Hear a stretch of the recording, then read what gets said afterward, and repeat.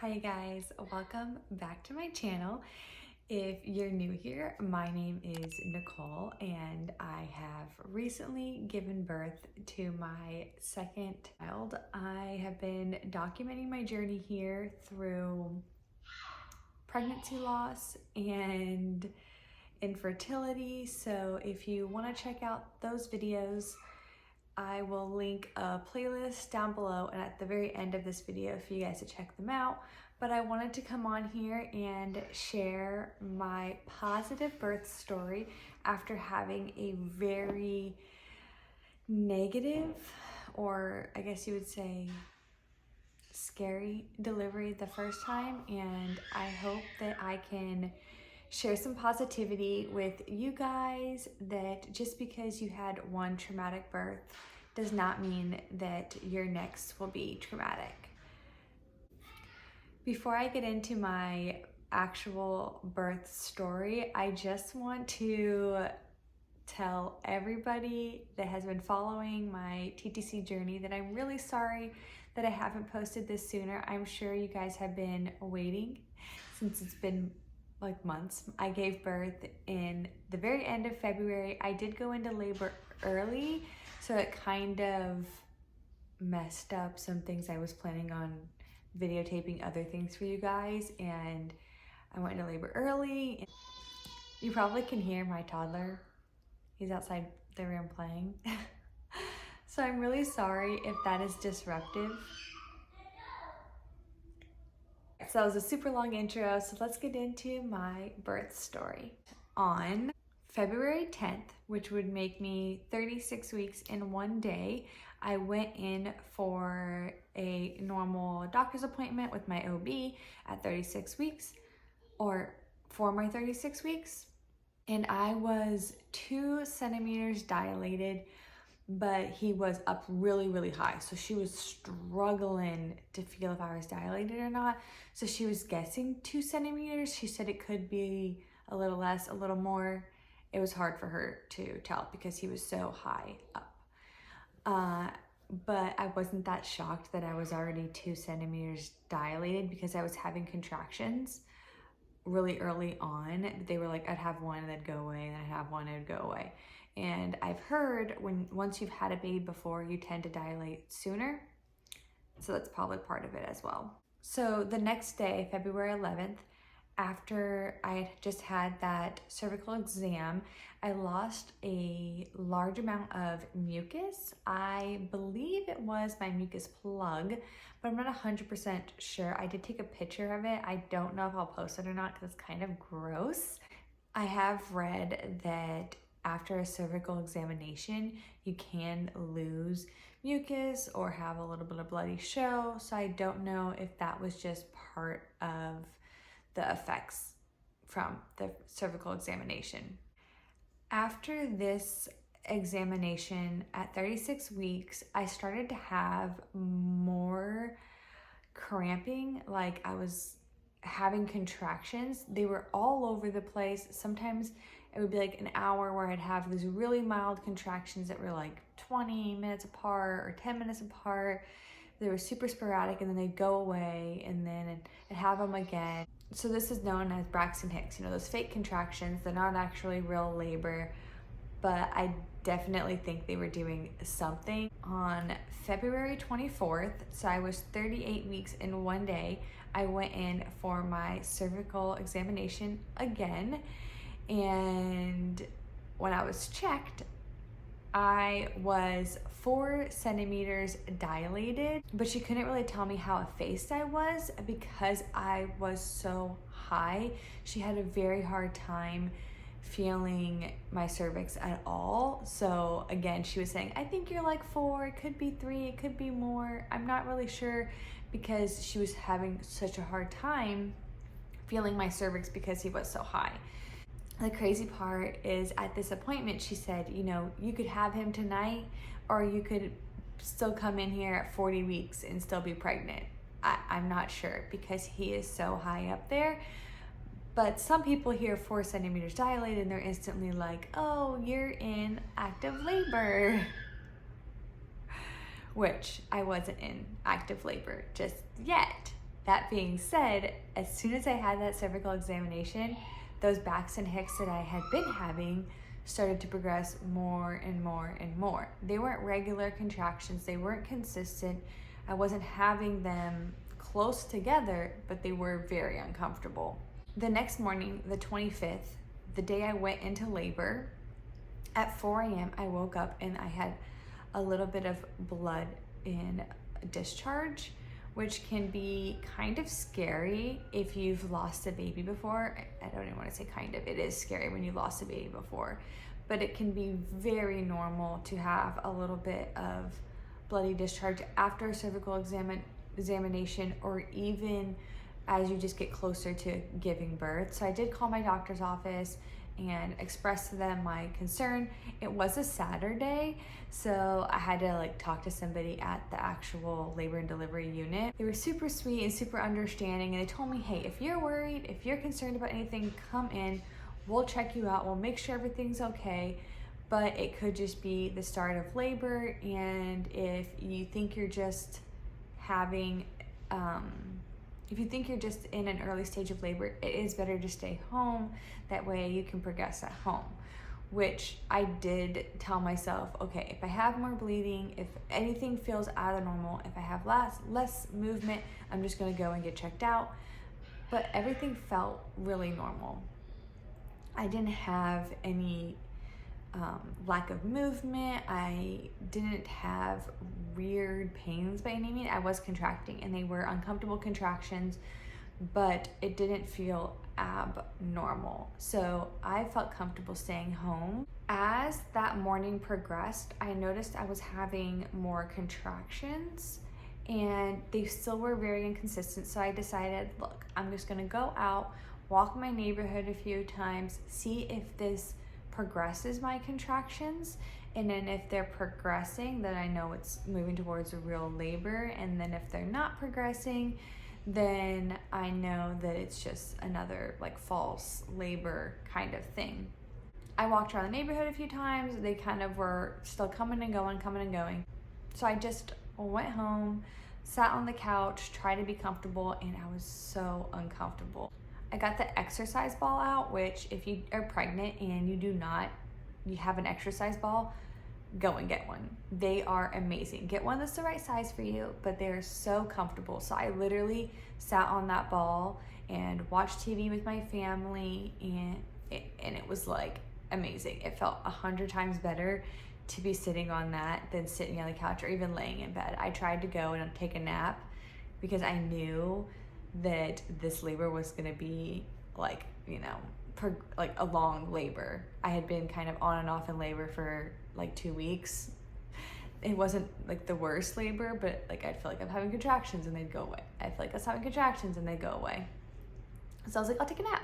I couldn't take a nap, but I sat on that ball and it was such a helpful thing. I could just sit there and roll around, and it felt good to not be standing or not sitting on the couch. And I could feel the contractions were getting stronger. I felt more pain in them, but they still weren't consistent. They were 10 minutes apart, and then they were 7 minutes apart, and then sometimes they'd be 2 minutes apart, but they were kind of between that 10 to 2 minutes apart. After a little while of having those contractions, I started to have this really bad back pain, and contractions can sometimes feel like they're just back pain, but they weren't close enough yet. So I decided I was gonna go and get in the bath and try to relax, because I love a good bath. And in the bathtub, I felt the contractions didn't feel like anything. They were very, very mild contractions, which was amazing because I never had the opportunity to be in a bath before. Mind you, I was at home, so I hadn't gone to the hospital or anything yet. I was just at home trying to relax, honestly thinking that I was still in false labor. I was thinking I was still gonna be another week or two before I went into actual active labor, because my contractions were so inconsistent and I just wanted to be comfortable. I was just thinking, I'm gonna be comfortable, they're gonna go away, and they're not consistent. I don't know if they're even doing anything. And it hadn't felt like my baby had really dropped yet. My belly still felt really high. So I was thinking, oh, well, you know, I'm going to be doing this for a few more weeks, so I might as well figure out how to be comfortable. But as soon as I got out of that bath and I was standing in my kitchen, I remember just feeling this immense amount of like pressure, and my contractions just felt so painful. And I turned to look at my husband, and I'll never forget this because he's sitting at the counter. We had got Cheesecake Factory cheesecake, and he's eating cheesecake, and he's like, "You want some cheesecake?" And I couldn't eat the cheesecake. I was like, nope, I think we need to go to the hospital. I'm about to have this baby. I just think it's so funny because I love cheesecake, and in that moment, all I could think about is, nope, I can't do this anymore. I need to go to the hospital. I need an epidural. I'm in too much pain. Let's go. So we left our house. Our son stayed with my husband's parents since they were kind enough to watch him for us. And we went to the hospital. And I was so determined that I was going to walk this baby out, and I was trying not to have an epidural. I wanted one so bad in that moment. I was like, this is so painful. I'm trying to breathe through it. And I told my husband, I was like, let's park in the parking garage and I'll walk to the actual labor and delivery because that's going to help progress this labor. I don't want to go in that room, get to labor and delivery, and they're going to tell me, oh, you're 6 centimeters. We're going to be here for a while. I'm going to be in labor. I'm getting an epidural because I'm so uncomfortable. So that's what we did. I walked all the way to labor and delivery, and it's just one of those things, like, you think you're in labor, or like you're hoping that you're in labor. You don't want to go into labor and delivery and be like, oh yeah, you're still 4 centimeters dilated, nothing has happened. But I just remember I was standing at the counter for intake at our labor and delivery, and the lady kept telling my husband, oh, she needs to sit down, she needs to sit down. And I'm like, I can't sit down. And the lady was like, no, you need to sit down. I'm like, I can't. I'm having a contraction. I cannot sit down. I'm not moving. And I'm sure I came across as such a bitch in that moment. But if you've ever been in labor before, you're like, I ain't moving. I'm gonna have this contraction right here, and we'll talk about it when the contraction's over. So they had like a nurse bring like a wheelchair. I was like, no, you need to sit down. Like, it's okay. Like, we're gonna help you. And I'm like, I don't want to sit down. Let me just walk. So the nurse who took me to the actual like triage room to get checked to see if you're in labor was super nice. She was like, hey, if you want to walk, girl, you walk. So she slowly walked with me and my husband to the triage room, and she stopped, really nice. I'm like, whenever I was having a contraction, I had to stop and just have my contraction. And she was super nice to me. It's like, hey, whatever you need from me, we're here to help you, okay? So if you want to sit in the wheelchair, you sit in the wheelchair. If you want to stand there, you stand there. And I appreciated that because I swear it felt so good to feel like you were in control of what is happening. And it's just nice to have people there who are like, we got you. We'll support you whatever you want. And then I got back to the triage room. The nurse who came in to actually like check me and all that stuff was asking, you know, how consistent my contractions are, and I told her like they're really all over the place, but it's getting pretty painful now. Like I think I might need epidural. Like, I'm in a lot of pain, and like I don't know if I can do this for a long time, kind of thing.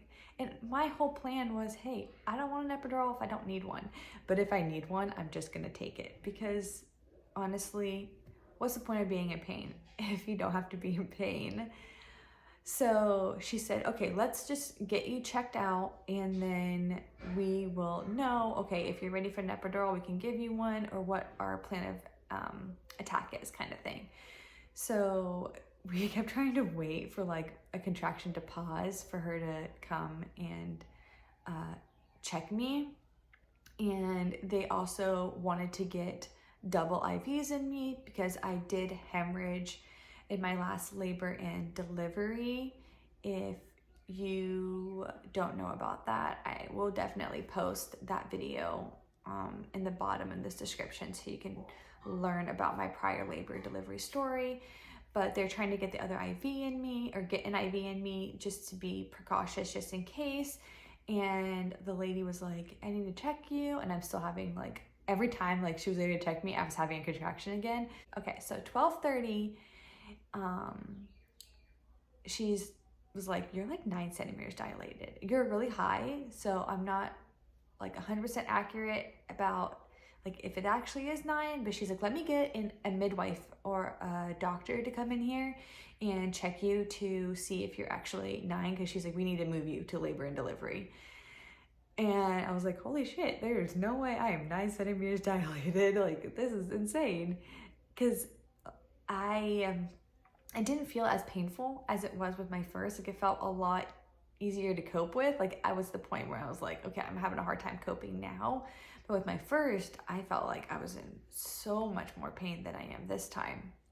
Maybe it's because I already knew what I was doing. Maybe it's because my body already knew what it was doing. But the doctor came in a few minutes later, like very quickly, because she thought, you know, you're 9 centimeters dilated, you're about to have this baby. And when the doctor came in and checked me, she was saying that she thought I was more like 8 to 9-ish. She was like, one side you're more like 8 and the other side you're more like 9. I've never heard that before until her, but she was like, you're a 8/9, like almost a 9, but not quite a 9 yet. But she was like, you're gonna have this baby. So triage is on the bottom floor. Labor and delivery is a few floors up. So they were like, okay, let's wheel you up. We got to get this going. They'd already had one IV in me. They were like, we need to get you up to labor and delivery, put another IV in you to make sure everything is safe for when you go into actual, or when we start pushing. So they rushed me upstairs. I got into the room and they're like, I'm breathing through my contractions, and they're like, please don't push. You can't have a baby in an elevator. Like, don't push. Keep the baby in there, kind of thing. When we got into the actual delivery room, the nurses were trying to put another IV in, asking me about my prior history and everything going on. It was kind of chaotic, but thankfully the midwife who ended up delivering me and the nurse in my room were super, super sweet to me. I was like, you know, they asked me, like, you know, you said you wanted a epidural when you came here. Do you still want an epidural? And I was like, oh God, like, it's so painful. And the midwife was like, look, if you've ever wanted to do this without an epidural, if that was your hope, your want, your wish, your dream, she's like, you have made it this far. You got to 9 centimeters all by yourself without any medication, without anything. Okay, so you can do this. You're more than capable of getting the rest of this way and giving birth to this baby without any extra help. Her and my husband being like, hey, you can do this. They were just so supportive and were like, look, you can do this. You've gone this far. And the midwife was like, I kept saying how uncomfortable it was because they had me laying down to put the IVs and like the ports in for the IVs. And I was like, well, can I get up? Like, I don't want to sit here. So I got up on like my hands and knees and I was holding on to the back of the bed, and it felt so much better. Like, laying in that bed made my contractions so painful. And as soon as I like got up and was on my hands and knees, I had this really, really strong pressure, and I just felt like it was time to push. And it just happened. Like, it just came like, okay, it's time to push. And I told the midwife, I was like, hey, I think I need to push. And she's like, hey, just do whatever you think you need to do. And they are still trying to get their stuff together because I just got up in that room. And they're like, look, we do whatever you need to do. We're just going to get everything together here. And I just started like pushing with my contractions. Once the midwife was like, hey, I think like I should check you again. I've kind of got myself situated just to make sure you're not pushing on your cervix because you were 9 centimeters dilated, not quite 10 yet. I want to make sure you're not going to hurt yourself if you're pushing through your cervix. So she said, after your next contraction, let me check you. And I was like, okay.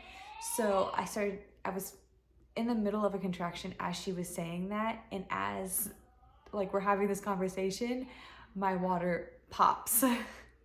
It was like the baby knew, like, nope, I'm not being checked again. It's time to come out. And it was just like that perfect moment of like, nope, Mother Nature is doing what Mother Nature needs to do. And within a few more pushes, I think like 2 pushes, his head was out. And then right after that, he just was here. And it was so quick and easy. I delivered at 1:18, so less than an hour from when I first got to the hospital to when I delivered my son. I believe my water broke at 1 o'clock, and then at 1:18 he was completely delivered. So like 18 to 20-ish minutes of pushing, which is absurd to me because I pushed with my first for like 2.5 hours and they were about to send me to have a C-section. They did give me different medications and they did different things to prevent me from having another hemorrhage, just to be safe, because I delivered very quickly. And from what was explained to me, the 2 common things that causes hemorrhages is pushing for a long time and then also delivering very quickly. So I did the 2 things that can more than likely cause a hemorrhage. So they just treated me to make sure that I wasn't going to hemorrhage, and with the amount of blood I lost, I was perfectly fine. I did not lose an excess amount, so I did not have to have any extra blood given to me, which was amazing. I got to have skin to skin right away, and my husband got to cut the umbilical cord. It was just absolutely amazing. And I just think it's kind of crazy to think that with my first labor and delivery, it was such an intense and scary moment that I didn't know what was going to happen. And then I was in a separate room from my first son, and I didn't get to see him for the first like 12 hours of his life. I don't know, 10 hours of his life. I don't remember now. It's probably in that video that I posted. So it was very, very hard on me emotionally and physically. I had the hardest time like physically lifting my son, my first son, after I gave birth. And after I gave birth this time, within 30 minutes, I was out of the bed, using the bathroom, walking around, holding my baby. Like, I didn't even feel like I just gave him birth. Like, it was the most amazing experience ever. So I shared this to tell you that if you've had a traumatic birth, or you are super scared of having a traumatic birth or going through labor and delivery, it can be a very positive experience. And if you need someone to talk to for ideas on how to make that a positive experience, please feel free to message me. You can comment down below or reach out on Instagram. I'm a lot better at communicating on Instagram than I am on here, but I would love to be a support for you, because I will tell you that staying positive and staying very grounded, and the belief that my body knows what it's supposed to do and it is going to do what it needs to do to deliver my baby, it helped me so much. It definitely gave me the confidence to just take a deep breath and let what will be, because when it comes down to it, you have to put this in God's hands, that you are going to deliver your baby and everything is going to be okay, because there is only so much we as humans can control. So before I end this video, I would just like to share that my son was born on February 25th at 1:18, and he weighed 7 pounds 10 ounces and he was 20 inches long. So he was smaller than my first, but that's probably because I delivered him 2 weeks early. And he was ready to come because he was healthy, he was breathing just fine. Thankfully, we are all home, we are all healthy, and I hope to be posting more for you guys soon. So if there's anything else you would want me to share here, please leave a comment below and tell me what you want to see. if you guys are interested in some vlogs, I might do some stuff like that for you. If not, I am planning on doing a series about what I'm going to do differently this time around with my second baby, and also share some of my favorite baby items when it comes to a newborn and all of the stages to come. All right, you guys, I will see you in my next video. Bye.